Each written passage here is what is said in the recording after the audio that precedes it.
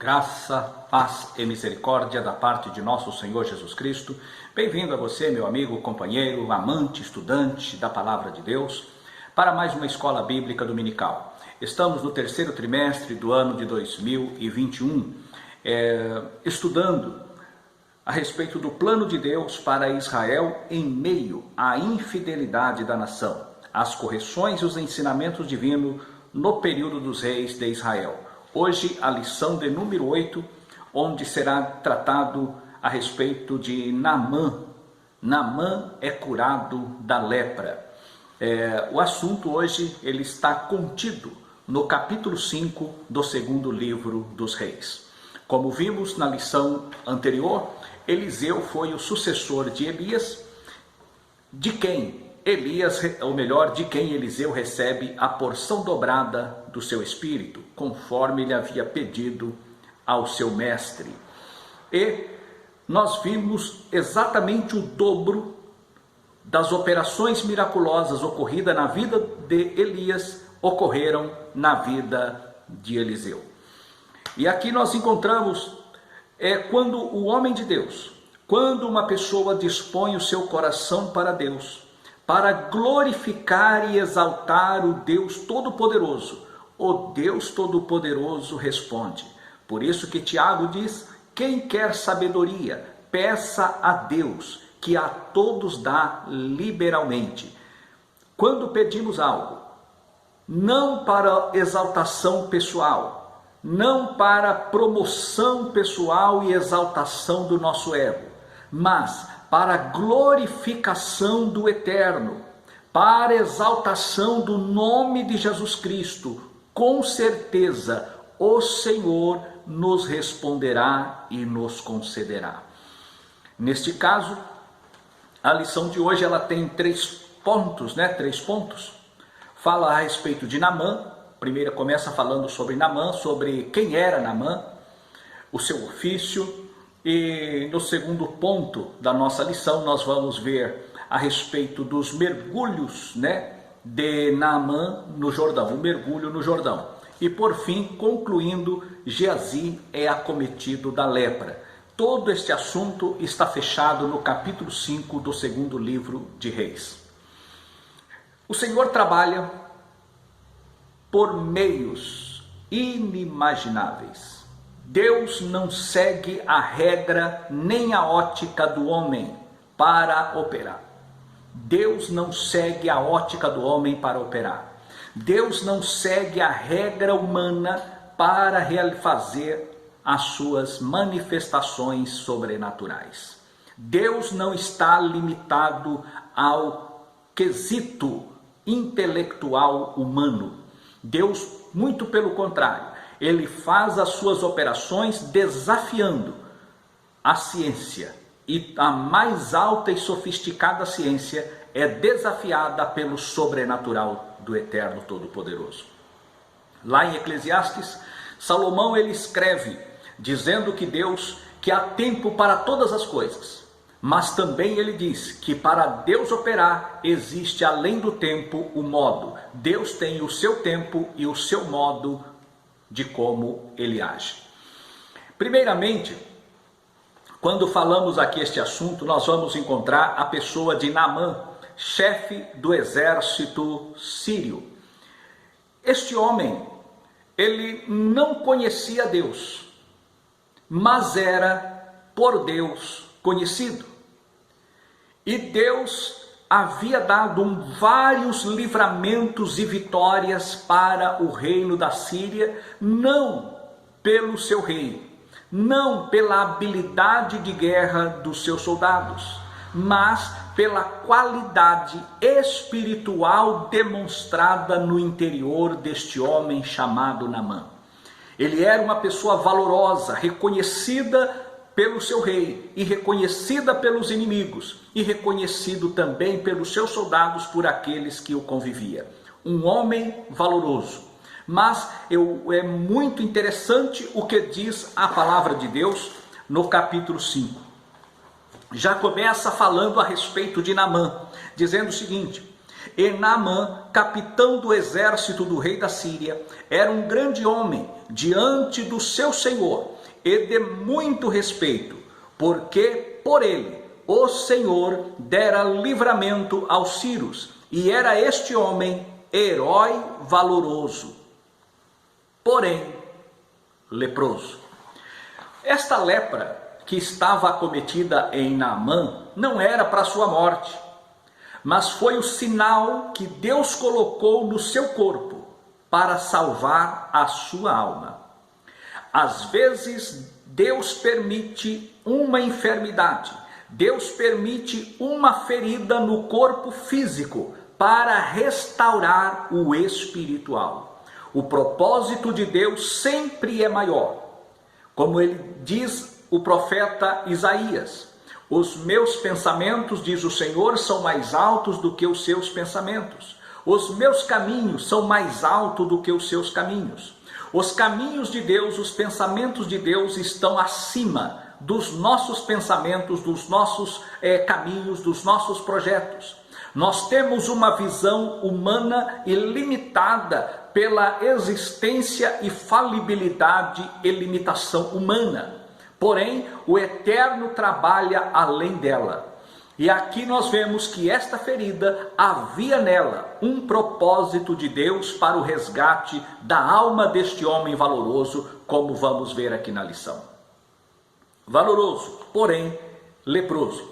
Este era o Naamã. Ele fez algumas incursões em Israel e, tendo vitória contra o exército de Israel, e levou cativo algumas pessoas para a Síria. Ele levou pessoas lá para a Síria. E lá em Damasco, ele chega com alguns despojos de guerra, despojos e também prisioneiros de guerra, porque cada vez que um rei ele ia contra o outro, além de levar os pertences de ordem material, ele também levava alguns cativos. Sempre que possível levava cativos e fazia desses cativos escravos. E ele leva uma pessoa cativa. E esta pessoa era uma menina. A Bíblia fala de uma menina. Deduzimos de uma forma conjectural, uma conjectura, era uma adolescente, uma jovenzinha. E esta jovem, bem jovem, que a Bíblia faz questão de mostrar que era uma pessoa jovem, ela vai para a casa de Naamã para ajudar a sua esposa. E ali na casa da sua senhora, certamente ela não era maltratada. Certamente ela tinha algum bom tratamento que lhe favoreceu ela tocar em um ponto melindroso, em um ponto sensível daquela família. Ela disse: se o meu Senhor estivesse diante do profeta que há em Samaria, certamente ele o restauraria da sua lepra. A menina falou isso na sua inocência e na sua fé. Quando ela fala isso, nós podemos ver que Deus, ele tinha um propósito com aquele cativeiro, com aquela menina que foi levada para aquele cativeiro. Deus permitiu isso. E Deus então dá a graça, a sabedoria, a fé para essa menina testificar do Deus de Israel. E ela testifica. E agora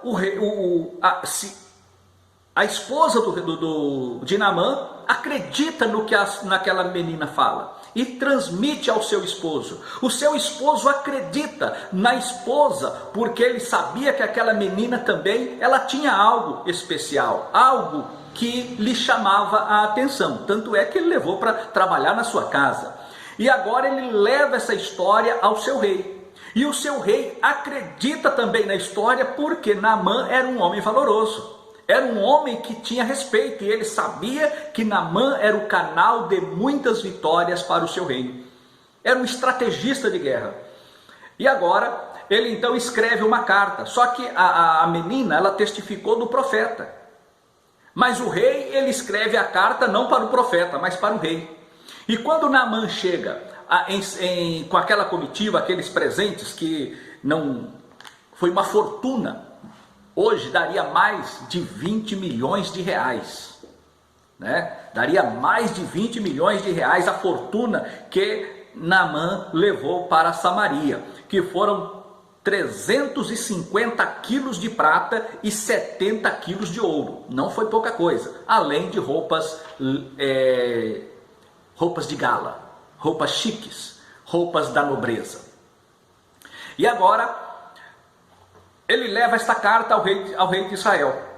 E ao chegar em Samaria, ele entrega a carta para o rei. O rei então rasga suas vestes e fala que o rei de Damasco, que estava procurando ocasião. Ele fala: estou eu, porventura, em lugar de Deus? Mas a notícia, o próprio Deus trabalha para que a notícia chegue rapidamente até os ouvidos do profeta Eliseu. E o profeta Eliseu já envia um mensageiro: manda vir a mim, e ele saberá que há profeta em Israel. Aleluia.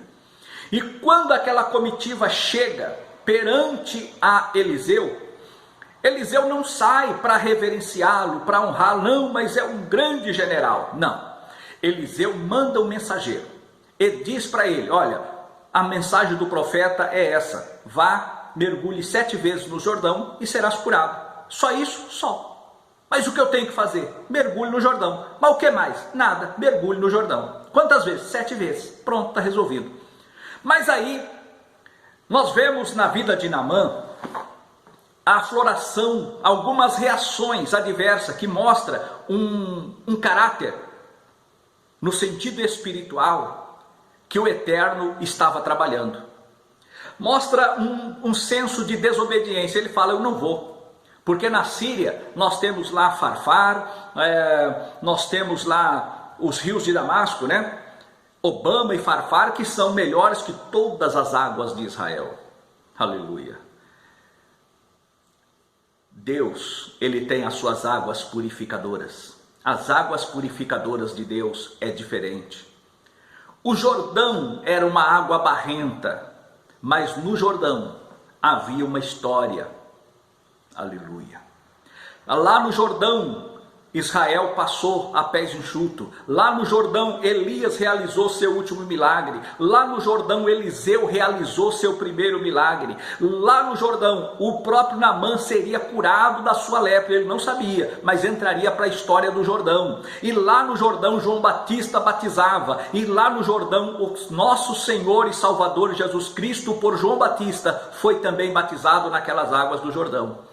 E Naamã entrou para a história, estava a um passo de entrar para a história, mas talvez o espírito de desobediência trabalhou para tentando inibir. Mas aí Deus fala com Naamã, com um anônimo, que era um ajudante, um auxiliar. E ele disse: mas se ele tivesse pedido para você algo mais difícil, você não faria?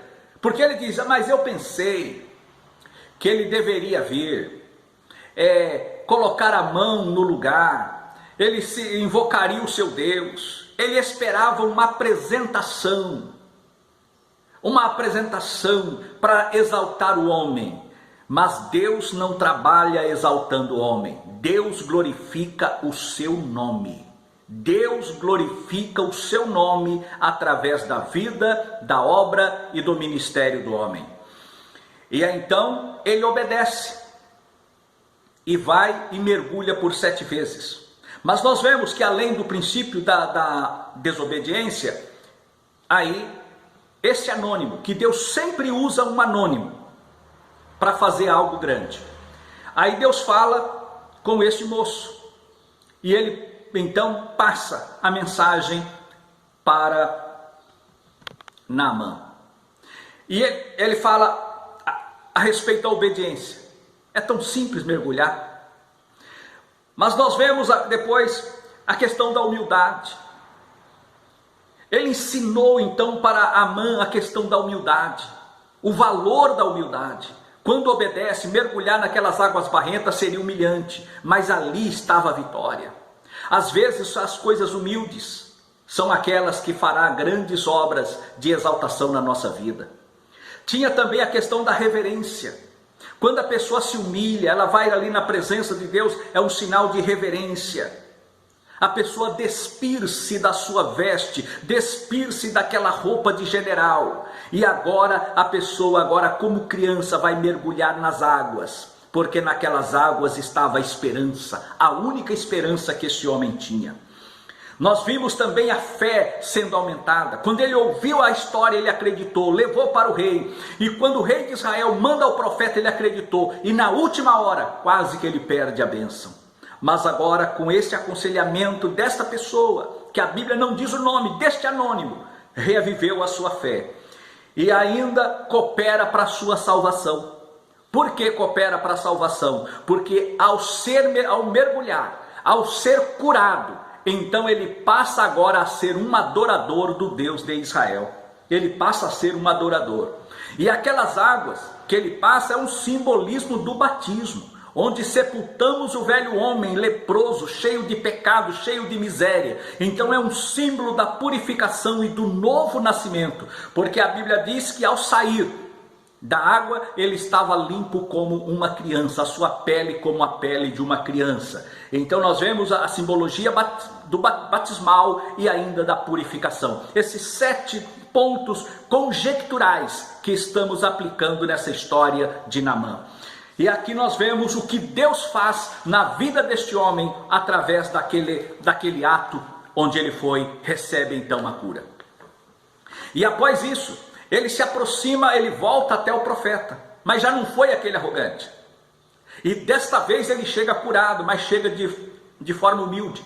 E o profeta então vem desta vez ao encontro do general. Ele ouve o general. Aí ele fala, receba isso, os presentes. Mas o general, ou melhor, mas o profeta não aceita.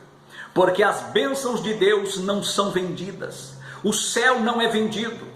As vitórias do Deus Todo-Poderoso para a nossa vida não são compradas, mas elas são conquistadas pela oração, pela humildade, pela obediência, pela purificação, pela rejeição do mundo e a nossa santificação. É aí que conquistamos as bênçãos do Deus Todo-Poderoso.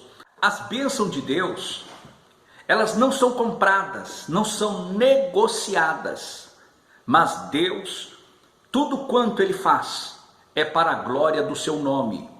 Logo, o céu não é loteado, e nem as bênçãos do Senhor existe uma tabela para que elas aconteçam na nossa vida. Desta forma, nós vemos aqui que o profeta, ele não aceita os presentes que lhe foram trazidos, trazendo pelos dias de hoje 350 quilos de prata, 70 quilos de ouro, daria mais de 20 milhões de reais. A grosso modo, hoje daria 22 milhões de reais, pelo menos. Mas o profeta não aceita. Ele não aceita aquilo ali.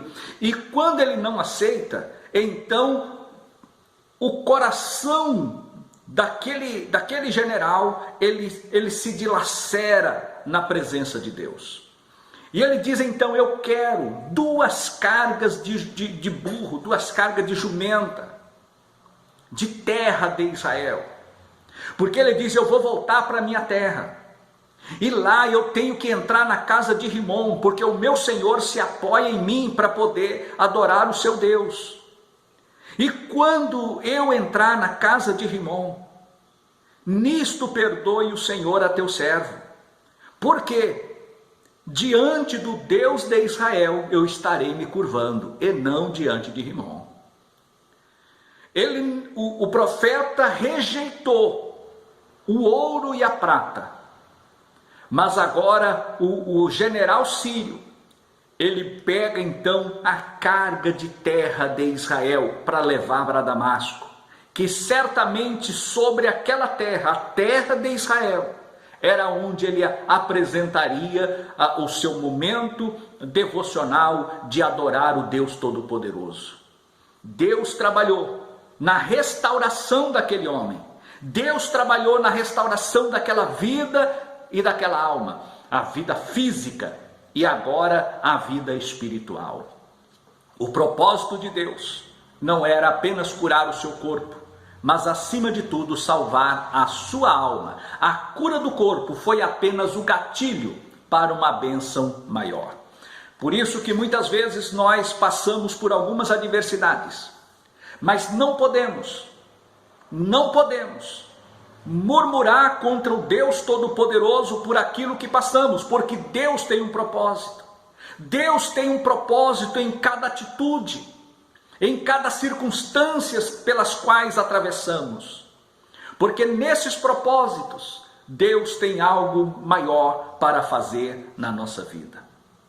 E quando Geazi vê que o homem de Deus não tomou nada, Geazi então põe no seu coração: eu não acredito, eu vou lá buscar. E correu atrás do homem, do general, e chegou lá com uma mentira, pediu 2 vestes e 1 talento de prata.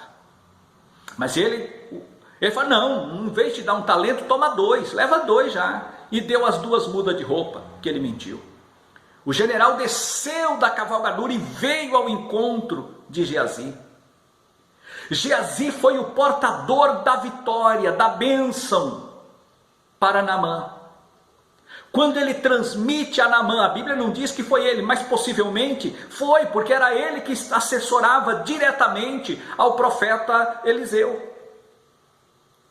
E agora ele volta. O general ainda manda 2 homens, 2 servos, levar aquilo que ele havia pedido. Mas chega uma certa altura, próximo à casa, Geazi toma e fala: pode voltar, e daqui para frente eu me viro. E quando ele entra diante do homem de Deus, Eliseu diz: para onde você foi, Geazi? Ele diz: teu servo não foi a lugar algum. E Eliseu diz: porventura o meu coração não foi contigo? Quando foste atrás daquele homem, ele parou no seu caminho, desceu e veio ao teu encontro? Meu coração porventura não estava ali? E ele diz: agora a lepra dele se apegará a ti. Há muitas pessoas que perdem a oportunidade da vida. Eliseu não perdeu a oportunidade da vida.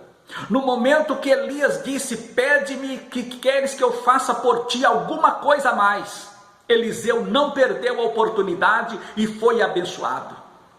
Ele não perdeu a oportunidade. Caminhou, seguiu a Elias, foi sucessor de Elias e recebeu na sua vida a manifestação dobrada do que Deus fez na vida de Elias. Deus dobra as atitudes e as obras na vida de Eliseu. E o nome do Deus Todo-Poderoso foi glorificado.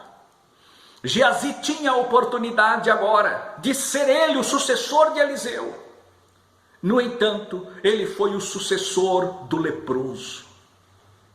Há muitas pessoas que têm a oportunidade de serem abençoadas e troca a bênção pela lepra. Troca a bênção do Todo-Poderoso pelo vil metal, pelas coisas desta vida, e perde os céus, que é eterno, e aqui é passageiro. A vida é efêmera, é curta demais. A vida é curta demais. E as pessoas apostam e jogam para receber tudo aqui, quando aqui é só um piscar de olhos perante a eternidade. E Geazi agora ele é acometido da lepra. Essas 2 operações miraculosas que Eliseu pratica aqui no capítulo 5. A primeira foi retirar a lepra de Naamã, e a segunda foi aplicar agora, permitir ou dizer assim: a lepra de Naamã se pega agora em ti, Geazi. Há muitas pessoas hoje, chefes de departamento, de pequenos grupos, ao invés de aprender com seu mestre as boas lições que lhes são ensinadas, os seus líderes, pastores de congregações, pastores presidentes, setoriais, convencionais, regionais, e há muitos Geazis na obra que não tem bênção para transmitir a ninguém, a não ser lepra. Mas nesta última hora, Deus está querendo discípulos na condição de Eliseu, e não na condição de Geazi. Esse espírito pela matéria, pelas coisas materiais, é o mesmo que acometeu, que era cometido Judas Iscariotes. Judas Iscariotes era pegado, tinha o apego ao metal. E esse apego ao metal o levou à condenação eterna. O nosso apego tem que ser espiritual. As bênçãos espirituais não se mede pelo ouro ou pela prata. Mas muitos estão limitando e medindo, mensurando as suas bênçãos pelo vil metal. Que Deus levante nesta última hora muitos Eliseus, que sucedam os seus Elias e levem avante o ministério, ao invés de Geazi, comprometido com este mundo, com o pecado e com a lepra. Que Deus nos guarde e nos livre deste mal, mas que sejamos nós exemplos, como foi Eliseu, para a glória do Senhor. Que Deus os abençoe e os guarde, e até a próxima lição, se Deus quiser. Amém.